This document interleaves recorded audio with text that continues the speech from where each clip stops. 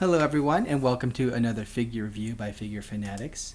And today we have a figure from Dead or Dead or Alive. It's Kasumi, one of the main characters from that video game on the Xbox. My personal favorite. This figure is the first figure we ever bought. And we bought this on eBay for like $8. I don't really remember how much we paid for it. It was really cheap because we thought, oh wow, that's cheap. But it is what people call a bootleg.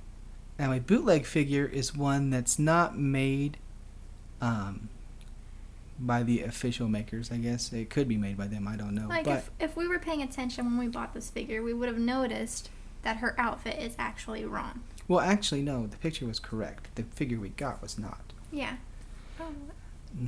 Because the outfit does not have this color scheme in the game. It's normally blue.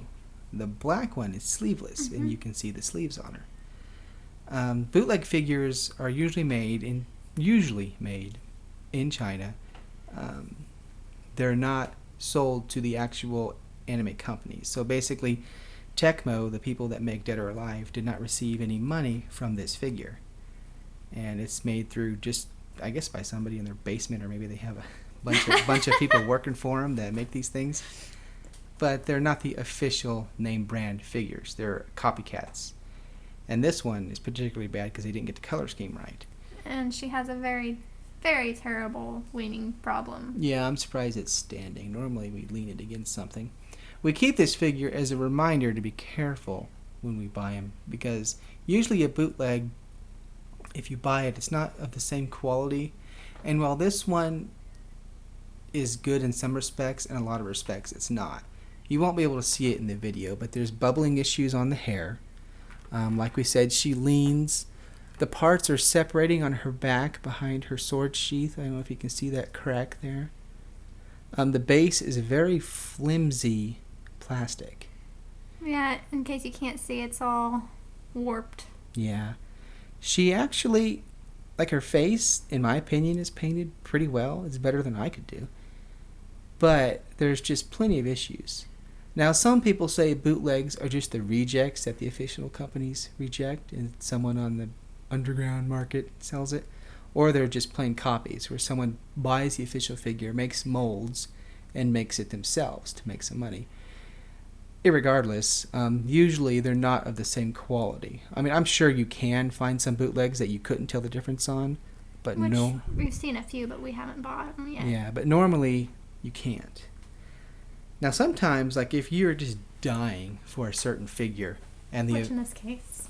and the Japanese stores no longer sell them, because these things sell out fairly quickly, sometimes a bootleg is your only option if you want it, because the official ones are all sold.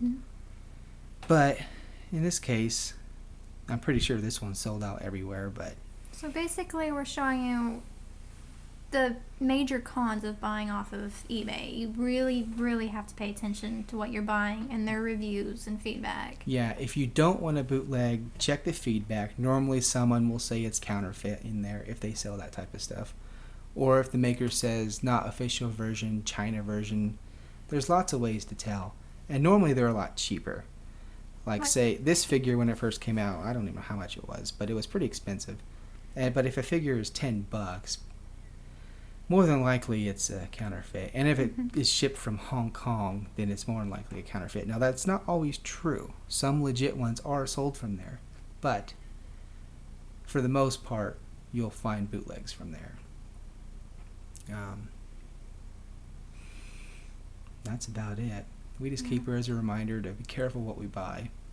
I mean, if I wanted a certain figure and they were all sold out everywhere, and I just really wanted it, I would be tempted to get a bootleg, but just have to make sure it's good quality, you know.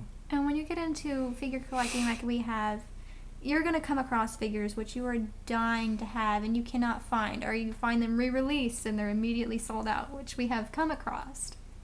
It's just... For example, grab the one in this one. I'll show you a figure that we have. Years ago I wanted this, but the only people that had it were resellers, people who will buy a figure, wait for it to sell out, and then post it online for $200-300.